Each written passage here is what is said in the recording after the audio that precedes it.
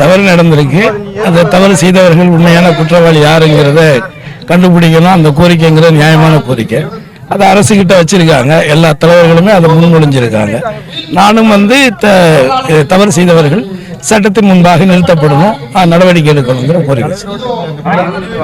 இல்லை, நாங்கள் நண்பர்களாக சகோதரர்களாக 35 ஆண்டுகள் பழகிருக்கோம். காலேஜ் படித்த காலத்துலேருந்து தெரியும். அதனால் அது எங்களுக்குள்ள நிறைய பர்சனலாக நிறைய விஷயங்கள் இருக்குது. ஒரு நல்ல என்ன சொல்கிறது, எல்லாரும் நல்லா இருக்குன்னு நினைக்கக்கூடிய ஒரு நல்ல எண்ணம் படைத்த ஒரு தலைவர். அவருடைய இழப்பு, அவருடைய திருமணத்தில் நான் கலந்துக்கிட்டேன். அதுக்கப்புறம் இன்னைக்கு தான் இந்த ஒரு துக்க நிகழ்ச்சியில் கலந்துக்கக்கூடிய ஒரு சூழல். இது ஒரு மிகப்பெரிய இழப்பு. அவரை சார்ந்தவர்களுக்கு மட்டுமல்ல, பொதுவாகவே அவர் கூட பழகிய நண்பர்கள், அவர் குடும்பத்தார்கள் எல்லாருக்குமே ஒரு மிகப்பெரிய இழப்பு.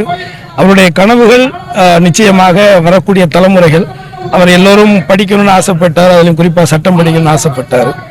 அந்த அவருடைய ஆசைகளும் அவருடைய நோக்கங்களும் நிறைவேறணும் அப்படிங்கிறது